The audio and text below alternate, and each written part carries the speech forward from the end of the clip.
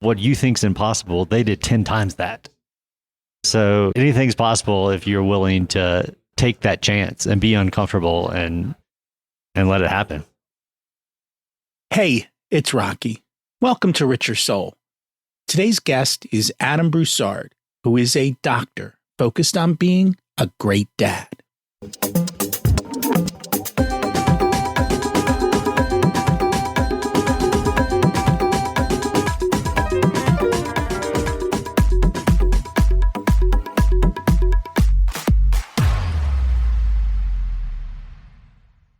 Imagine it's 12 months from now, and you've achieved your major life goals. How does it feel to be in the best shape of your life? To wake up energized, excited about the day? To have great relationships and friends who support you and propel you forward? How does it feel to have an excess of money, to be able to make the choices you want? To be fearless and open to trying new adventures? Imagine being connected to the universe and it providing everything you desire. It's possible over time, and your past does not dictate your future. The only thing holding you back from this vision is you. It's time to take control of our thoughts and use them to our advantage. Welcome to Richer Soul, where we achieve our dreams and create harmony to health, wealth, relationships, time, and spirituality. If you have not had a chance to listen to episodes 1 through 9, I encourage you to go back and listen to the framework behind Richer Soul and how to create the life of your dreams. You can also find all the show notes for this episode at richersoul.com. Today's quote is from Charlie Munger. It takes character to sit with all that cash and to do nothing. I didn't get to the top where I am by going after mediocre opportunities. Are you doing mediocre in life? It's about more than the money. We're going to chat about that today with our guest. Take the time to think out what you really want and then go for it. This is another one of our bonus episodes recorded live at GoBundance in Park City, Utah. GoBundance is all about living the tenets we've talked about on Richer Soul. And now you get to meet people living this life. They vary in age and success, but each of them has found or is finding their path to their ultimate life. And they'll share how they did that and the lessons learned along the way. I hope they inspire you to find your tribe and take action towards your ultimate life. Bonus episodes will be out every week on Thursday and have GB in the title so you know what they are and it's easy to find them. And they're all set up as Series 3 in iTunes. This series is brought to you by the Profit Answer Man podcast, where we help business owners ensure they are always profitable and can afford the life of their dreams. Check it out if you are a business owner. Did you know that doctors are not taught about money? It's not surprising. It's probably one of the reasons our healthcare is such a mess financially. Most of medicine is run by MBAs these days, and they don't understand money and life, so they make an even bigger mess. Our guest is Adam Broussard. He is a husband and father of 2 young boys. He recently started a podcast and mastermind group for physicians and other high-achieving fathers, Dads Before Doctors. He's currently practicing pediatric anesthesiology and a certified life coach. He also is an active short-term rental and passive real estate business and is always looking for new deals. Let's meet Adam and see what he has to say. Welcome to Richer Soul, Adam Broussard. It's great to have you join us today. Thanks, Rocky. Glad to be here. And I'm excited to learn from you today. We always like to start at the beginning. What was it like when you were growing up, and how much did your family and school teach you about money? Well, I grew up in a middle-class neighborhood. My mom was stay-at-home, and she actually worked at my school some too, did some substituting, and actually started working there full-time afterwards. And my dad was an incredibly hard worker. He actually managed a grocery store chain until I was in about 4th grade, and he kind of realized that he wasn't having enough time at home. He had done everything else in the grocery store and actually stepped down from his position because he hadn't had a day off in about 3 months. So he took basically a demotion and worked in the meat department so that he could spend more time with me when I was growing up. That was about when I was in 4th grade. But always a hard worker. He actually ended up starting a yard service on the side. So we actually got to do some of that together and showed me his work ethic and mentality and stuff like that. He was always a big saver, always interested in money, always talked about money. But it was very traditional, like go to school, get good grades, became a physician, med school, residency, like, oh, you're going to make a lot of money, like you take out debt, do this, like, and everything will be fine because you're going to make money. That is the mentality for people going into med school, but I don't know how many of them do the math. Yeah, you don't really do the math until afterwards when you get that first student loan bill and you're like, oh, now I have to pay this back. It really hinders you for a long time because you're tied to that. And I mean, it was a great investment, but even learning about that, I could have started paying it during residency at lower amounts because I had a lower income. I just put it off because I can enjoy my time now with the lower income and I'll figure that out later kind of thing. So things that I did learn later through various blogs or podcasts and whatnot, I just think that would be beneficial for people to learn earlier in the process. And I think there are people starting to educate, younger physicians and med students about that. The other day I was on Facebook arguing with someone on this, and they were posting about saving for their kids' education in a 529 plan, and their kid was going to go be a doctor, and they were talking about saving $600,000. I'm like, why are you sending your kid to a brand name undergrad school? I go, nobody cares where a doctor went to undergrad. And she's arguing with me. I'm like, have at it. Go ahead.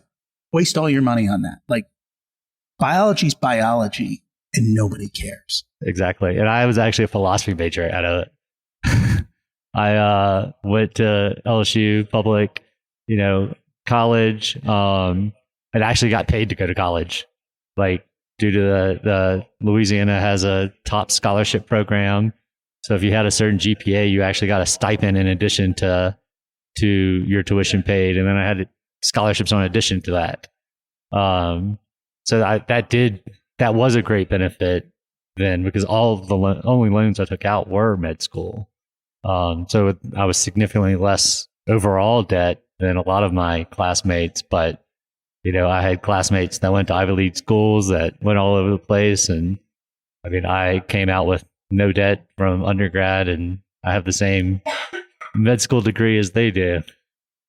And especially for anesthesiology, nobody's asking, right? Does anyone ask where did you? Nobody's even. You're assigned an anesthesiologist. I don't pick mine. You go to the hospital. You're having surgery. Somebody shows up and says, "Hi, I'm your anesthesiologist." Absolutely, definitely not for the patient side. And once I think your residency fellowship training that becomes a little bit more important where you did that. But still, I mean, I ended up doing fellowship at one of the top pediatric anesthesia, hospitals there is. And, now I have that credential. And along the way, I went to public college, public med school, and residency too. Fairly new residency, even at that. Fairly new, and yet the top. They play games too. Fairly new residency, very established fellowship. Yeah, okay. And that's surprising. I used to talk to a lot of fellows, and it was two things came up.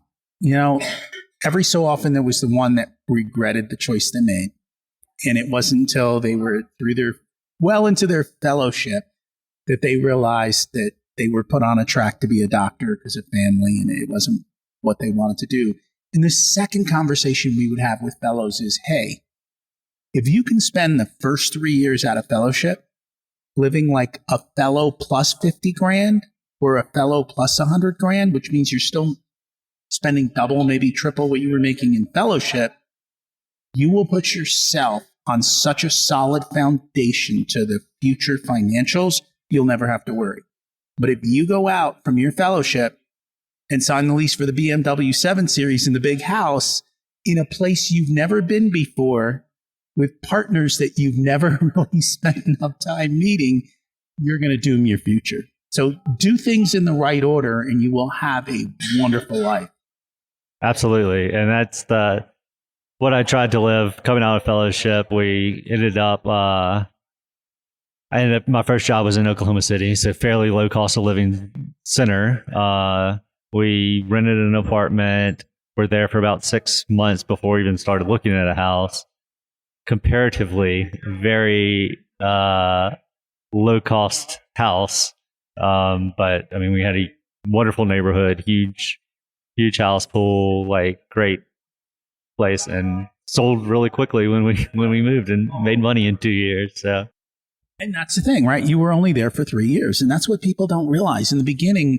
Especially if you go to certain areas, if you buy the biggest house in town, it's really hard to sell it 3 years later because somebody's got to come in and buy it, and there aren't that many people. So making those decisions correctly. There's another secret of medicine that people don't realize. If you go to a low-cost area versus going to a high-cost area, physician wages are inversely proportional. So when you go to a low-cost area, you actually get paid a lot more than when you go to a high-cost area where they pay you less. And so you get a double bump if you're smart enough to make those choices. And yeah, it's life. But you also have to be, and I think that's the other thing I talk to physicians about, depending on which spouse, but especially with a guy physician, it's like you need to be close to your wife's family because you're off all different hours and she needs help once you have kids. And if you don't, she'll just take all your physician money and you'll be paying loans on her and make the right choices. And that's when we ended up moving actually closer to my family. But where we met, she had been there for 8 or 9 years before we moved to Oklahoma. So she was very established, really big friend set. So once we moved back when my son was 8 months old, and maybe would have been sooner, but had to wait for a vesting period for that job. So that's why it ended up being 3 years there. But now, we have great support system, lots of friends. We're closer, like rather than the 12-hour drive from Oklahoma back to Louisiana, it's a hour drive to go see my parents. And since that time, we've actually bought a short-term rental in North Carolina where my wife's from. So we're able to visit with her friends and family when we go up to that, when we use it personally. So that's been a nice addition. And the drive there is tax deductible. Smart move. You've made a lot of wise choices. So we're here at GoBundance. What brought you to GoBundance? So actually, about a year and a half ago, I became a life coach for other physicians. So I started coaching other physicians, mostly male physicians. And a lot of the same stuff just kept coming up over and over again, like a lot of burnout with their jobs, a lot of guilt about spending more time at their job and less time with their family, but then not wanting to really make a change because then they felt guilty, like if they made less, then they would have less for their family. And I think that's a kind of unhealthy thought system because I mean, I have a 4-year-old son and a 1.5-year-old son. They could care less whether I'm driving a BMW or a 20-year-old car. They just want me around. So I started kind of looking at for groups with similar mindset, see if I could find other physician dads that wanted to talk about these things because we as physicians don't talk about stuff like this. And so there's the dirty little secret. And I know this well, you're not allowed to talk about money in med school. You're not allowed to talk about money in residency or fellowship or anywhere along the lines. They don't even teach you how to bill and how to make a profitable practice out of your business. And it's funny because in the money world, everyone looks at you as targets. Between the ego and the lack of education, it's like there's a new sucker born every day. Yeah, no, absolutely. So I had been educating myself on finance and self-improvement type stuff. And so I just started looking to find if there was any groups like that. And I actually couldn't. So I found a different dad's group that was mainly entrepreneurs and started joining some of their calls. I listened to lots of podcasts and otherwise, like, just kept hearing GoBundance come up. So a lot of the members of that dad's group were also members, and it was kind of that thing, like when you buy a new car, all of a sudden you see them all over the place. I just kept hearing about GoBundance, and I was like, well, I got to see what this is. So I actually ordered the Tribe of Millionaires book. I read it in one night while I was on call in the call room. Between cases, and I was like, I've got to be a part of this. Like, absolutely. I had a call the next morning with one of the guys, and no hesitation. I'm like, I want to join y'all, and it's been a wonderful year. And that was going to be my question. Is it everything that you expected? Yeah, and more, lots more. Like the connections that I've made with guys here, the simple conversations that can be life-changing. Like, literally last night, I was walking to go back to my hotel room and just kind of overheard a group of guys talking, and I just walked in the room and like sat down just to kind of listen. Like, one of the guys was giving his little dissertation almost, it sounded like. So I just wanted to hear and just be a fly on the wall, and ended up talking and had a conversation with another guy that was at the table afterwards, and just that simple conversation can be something that may completely change my life. So we'll see. You never know until you try. Yeah. So you're working on something new now, Dads Before Doctors. What is that all about? Yeah. So like I said, I was looking for a physician dads group about a year ago and couldn't find it. So that's why I ended up joining the other dad's group with entrepreneurs, and just kind of something that kind of stayed in the back of my mind. Like, a lot of the things that those guys are dealing with are very similar, but still different than what physicians are dealing with. And I just kind of kept it in the back of my mind. Ended up starting a podcast, Dads Before Doctors, also about 6 months ago, and released a few episodes, but kind of was trying to balance, like, actually being a dad before doctor instead of, working full time and then going home and spending time on this. So kind of took a little break and kind of reevaluate everything, but now is trying to get back into it, but using kind of the who not how concept from Dr. Ben Hardy and Dan Sullivan, and have gotten some assistance with the podcast and helping out with trying to get the message out. And so looking forward to building a group of like-minded physicians that we can discuss things like burnout, try how to be the best dad that we can be in our limited time. Because in reality, it's about quality time. Like, you can sit on your couch and play on your phone next to your child watching Disney, but that's not really doing anything. Like, the idea of putting your phone away and actually hanging out with your kid versus, just physically being present near your kid. Talking about these different types of financial vehicles and ways of saving money and that we don't get taught in med school. Talking about how to have a good relationship with your wife. Like we spend all this time going to CME conferences, writing research papers, doing all this stuff for our job. But like, when's the last time you went on like a marriage retreat with your wife? When's the last time you like had a one-on-one like day with one of your kids? That just kind of asking those questions and just being vulnerable and holding each other accountable for what we say we want. Because like I said, a lot of these guys I talk to is like, I'm doing this for my family. I'm doing this for my kids.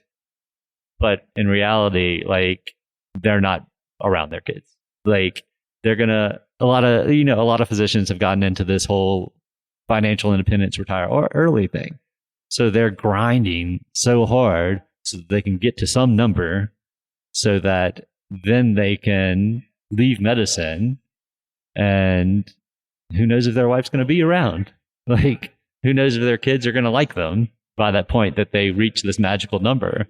I think it's a lot more important to enjoy the journey and to rather than focus just on that endpoint. Like if you don't nurture those relationships along the way, there's not going to be a happy ending. So you're in the right room, because On Air Brands will take care of all your podcast needs and make it easy for you and create your brand and show you how to put it all together. I know a lot of those physicians. I know a lot of the fire groups. I've met all these guys. I've talked with them. Prior to that, I spent years just working across the table from doctors on the sales side. So I watched and I saw and I realized a lot of them make a lot of money. They were making a lot more money than me. There was one thing I didn't have. That was a pager, right? So when my kid's birthday was there, it was my kid's birthday. Nobody was ever going to interrupt that and say, hey, you got to come in. And as much as you envy the money they made, I did never envy the life they had. And so many of them it was hard for them even to create a social life. Oh, I'm on call. Oh, I'm this. Oh, I'm that. Oh, I'm too busy. I'm like, I don't want to be friends with you because you're not available to be a friend. And the whole fire thing, and we've had people on in the past who've talked about fire, and the ones who did it the fastest all have the same thing that when you ask them what they regret, one of them, who's one of the top guys, he got divorced, right? Because his wife bolted on him. The other ones, they gave up life, and they're like, I should have gone slower, taken a little bit longer, and figured it out. And honestly, physicians make so much money that it is not hard if you sit down, do the math, think it through, look at your whole life, right? Where is family? Where are friends? Where are the opportunities? You can create a pretty nice slow path to fire that you enjoy the entire process. And that's what I think it is. Like, you just have to be intentional. Like, you have to sit down and like figure out, and this is something I'm working on.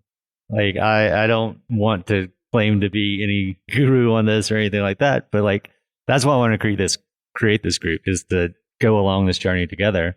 But you do have to be intentional about what you want out of life. You can't just say like, I want to have a good relationship with my wife and think it's just going to happen. You can't, like, you have to say, okay, we're going to have a date night every 2 weeks, or we're going to like go away for a long weekend and the kids are going to stay with grandma. Like, you have to sit down and, like I said, like, have quality time with your kids. You have to think out your finances. Look at like what you're doing, like how you're going to get there, rather than just like, I mean, even some of the like set it, forget it, doing index funds, like, yeah, you're going to get to a number, but maybe even sit down and look at what that number really is. Like, pencil it out.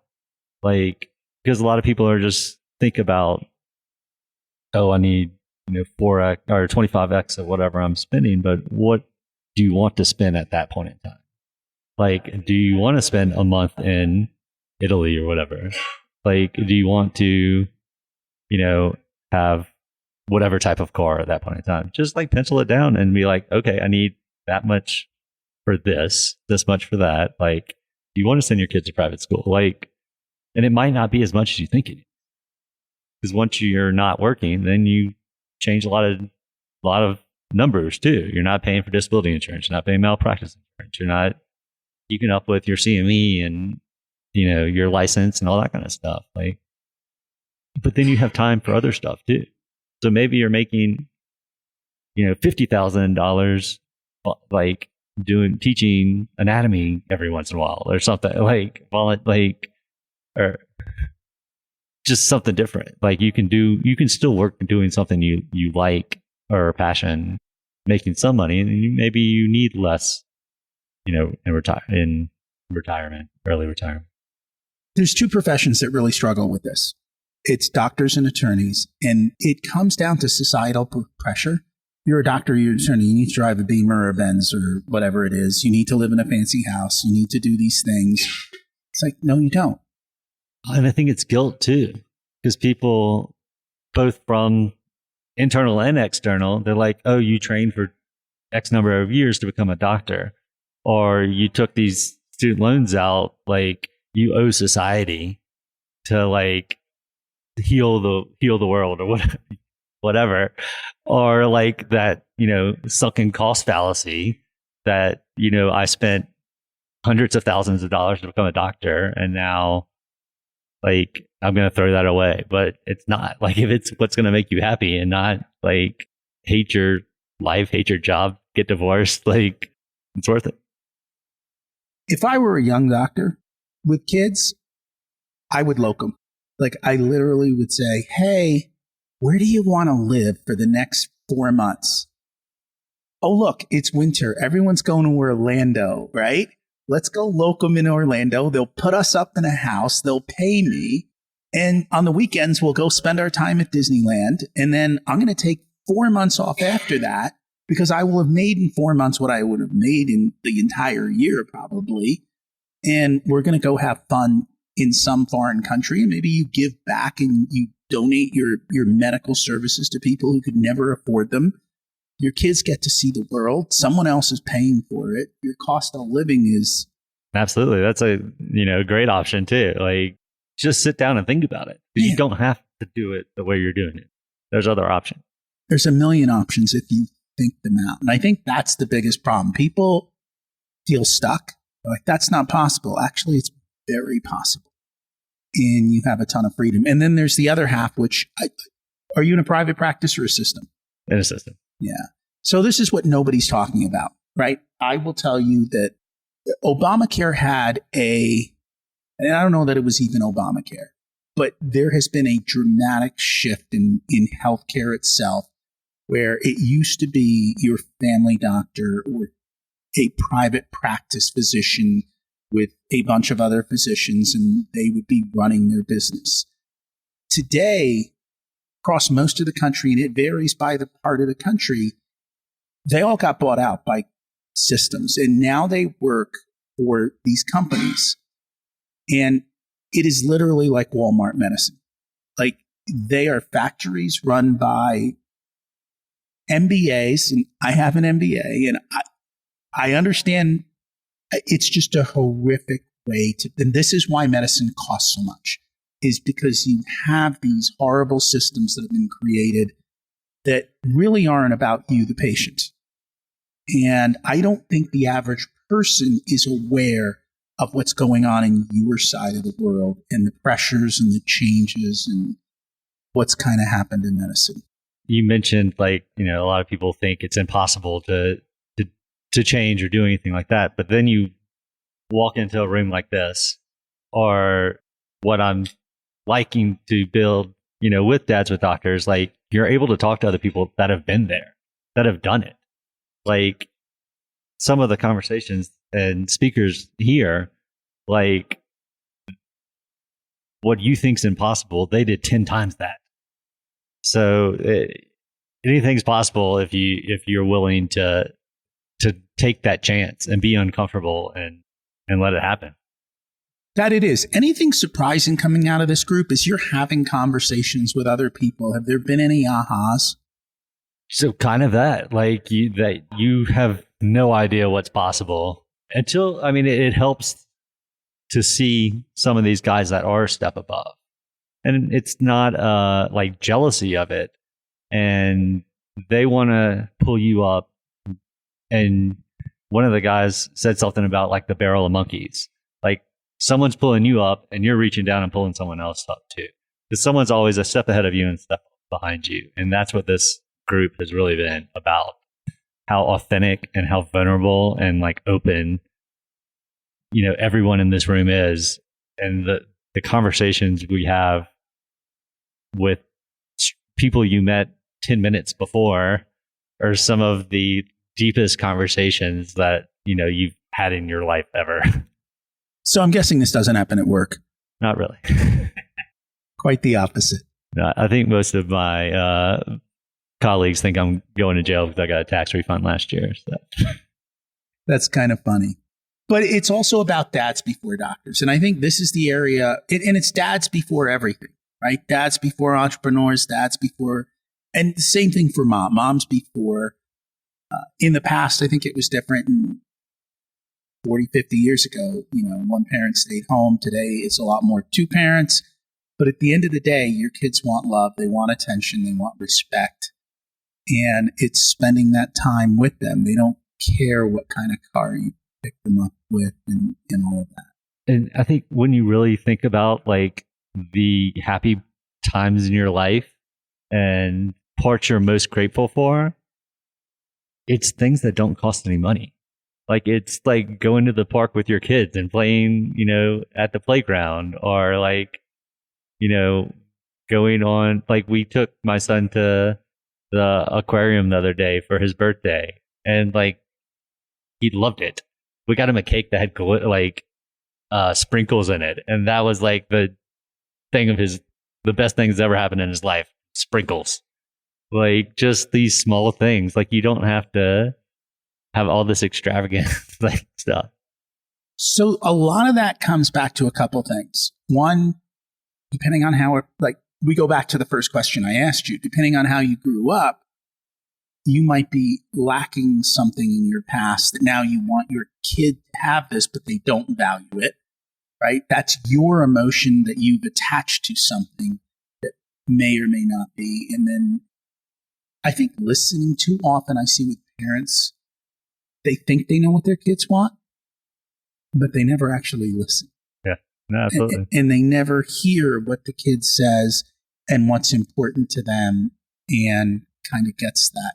Yeah, and even like when, like I said, I have a 4-year-old and a 1.5-year-old, and even like small things like when they have a tantrum or whatever, or don't want to go to bed, like just listening to why, or like asking why, being curious about like what's going on. And sometimes it's just they want to read one more story. And if you're so stuck that bedtime's at 7 or whatever, that you're ignoring that, he's only going to let me read a story and tuck him in for so long. Like, enjoy that moment. It wasn't how you planned it, but like be grateful for that moment. It could be monsters under the bed too, but you don't know that, right? There might be some. And part of that is teaching kids how to deal with their emotions. And at 4, that's a difficult time. And too often they only hear one word, no. No, they don't hear yes very often. And we were always flexible with our kids around that. And we always made the things that everyone said were difficult fun. So bath time was fun. Bedtime was fun. I think we have a lot of difficulty with our emotions too. Like when they, start having a tantrum and then you start yelling at them, like what kind of example are you showing? Like you clearly can't control your emotion either. So one of the reasons they're throwing a tantrum. So think about this, right? Dad's a doctor, comes home, tired, sits on his phone. How do I get attention? I throw a tantrum. That's how I get dad's attention. So you've actually trained him to throw a tantrum.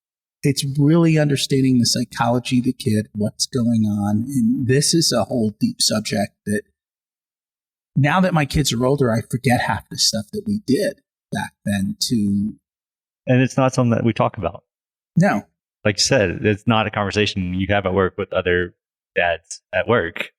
Like it's very superficial. It's about the weather, about sports, like who's going to do what case. Like you don't talk about like struggles with your wife or struggles with your kids, or so building this community where there's that opportunity to be vulnerable and to talk about these things and learn about these things, because like I have enjoyed reading like parenting books and stuff like that, but not everyone's does that.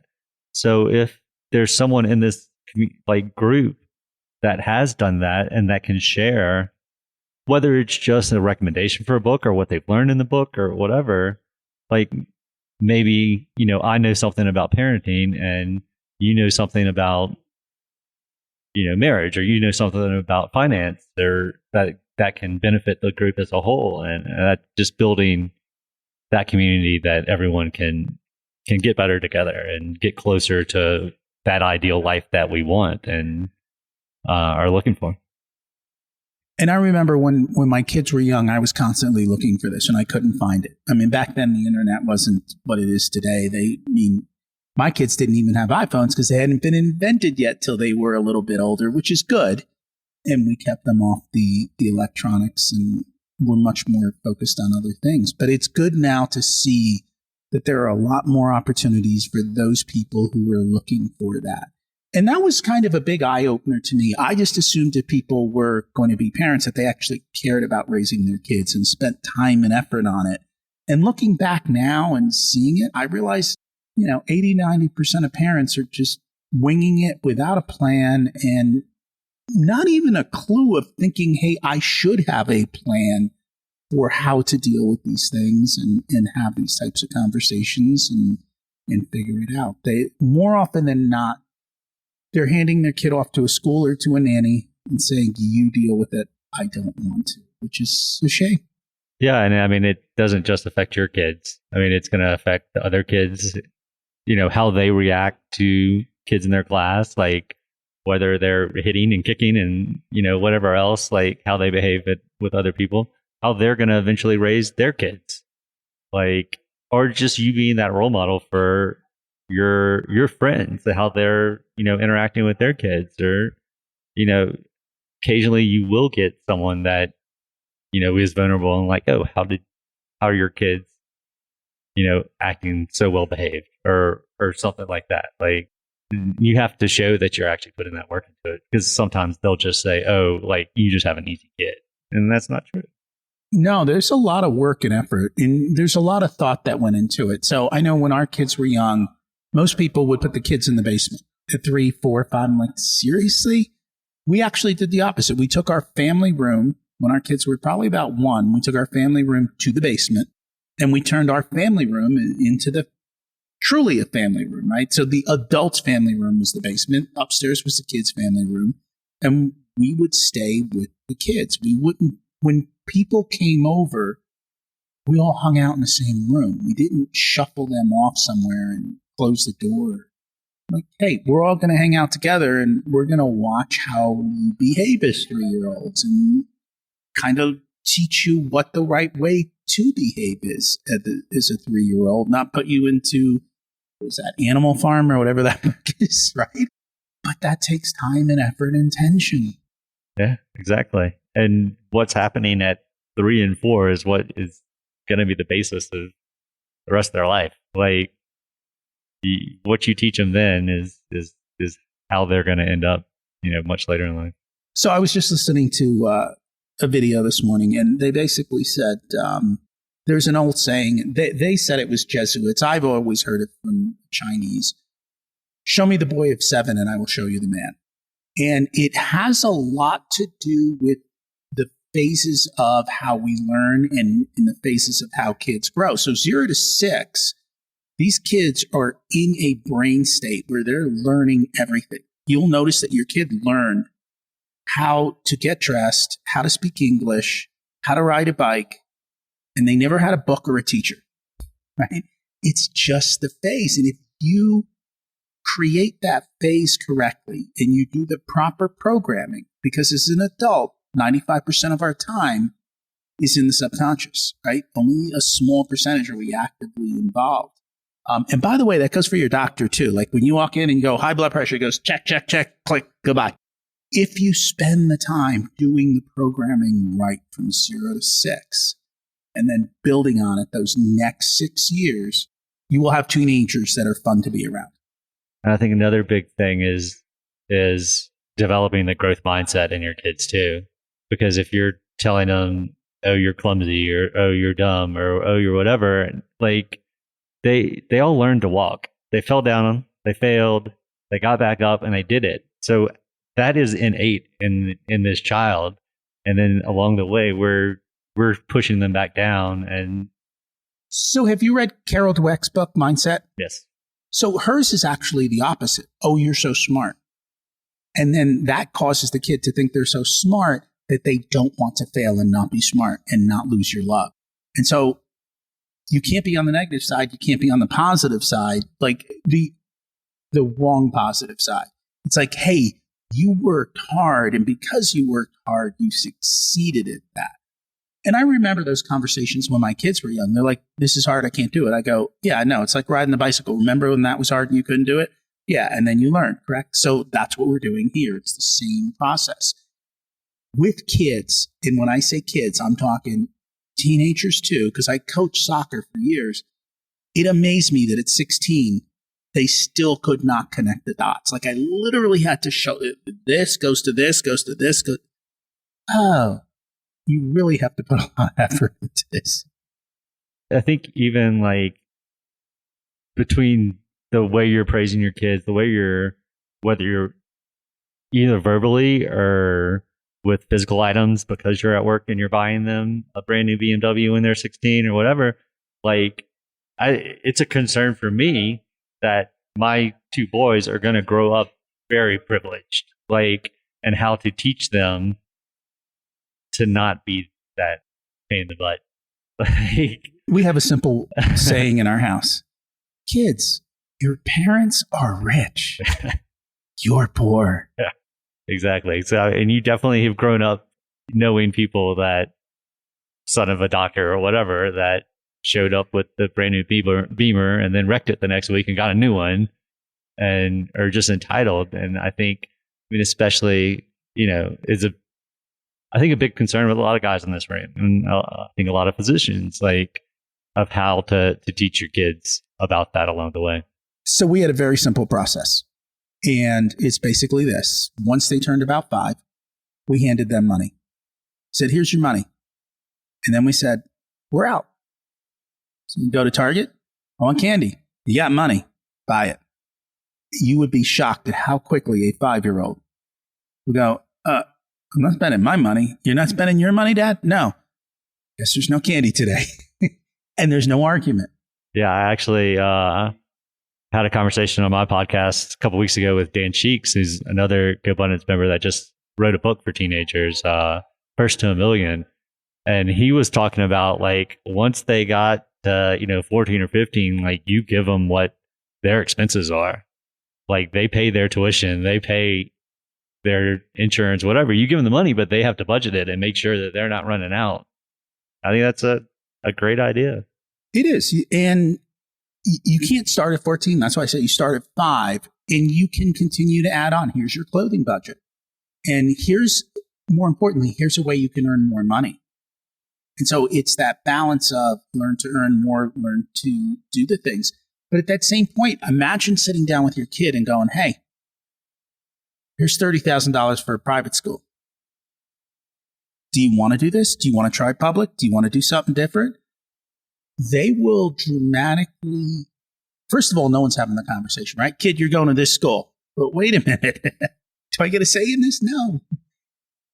But that's what fosters the communication. That's what fosters the respect. And that is truly what you have to do. Our daughter came to us at 10th grade and said, I know this is a private school and you're paying all this money, but it's not working for me.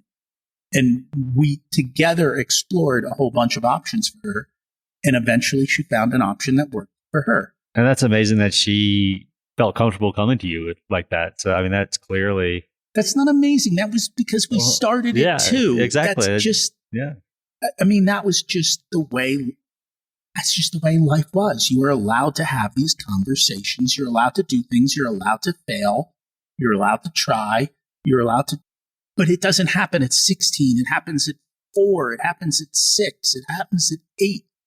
And I had to, so as a coach for the soccer team and stuff, or the other stuff, I had to train the parents of how to treat their kids. And I would even teach the kids.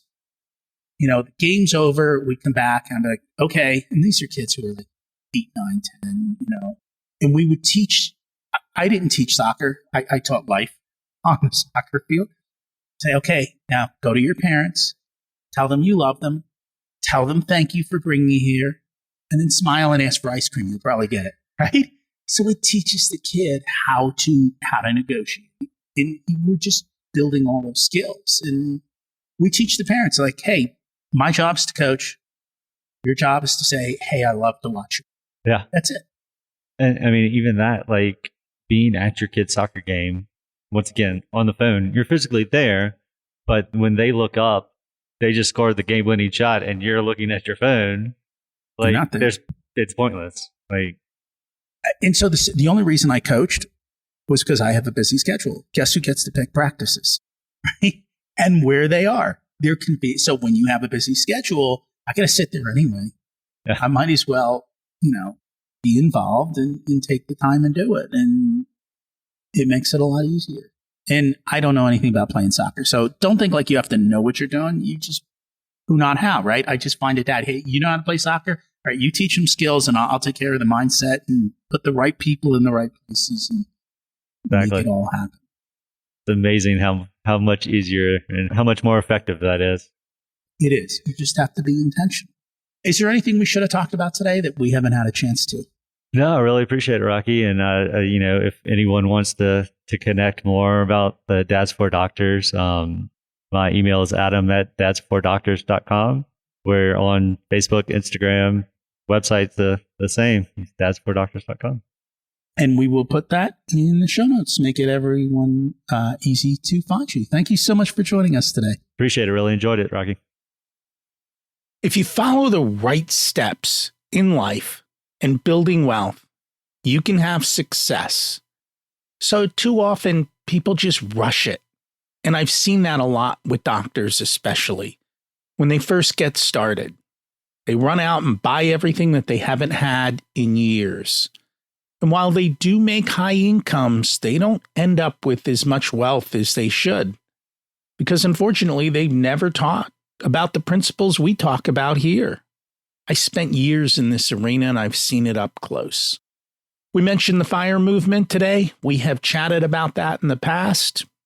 It's definitely one way to go, and you've just got to figure out how to make it work for you if that is part of what you'd like to do. Can you do me a favor? Who do you know who would have enjoyed this episode? Can you share it with them? Because it would help them grow and inspire them to take action. I would appreciate that. Thanks for listening. Have an abundant week.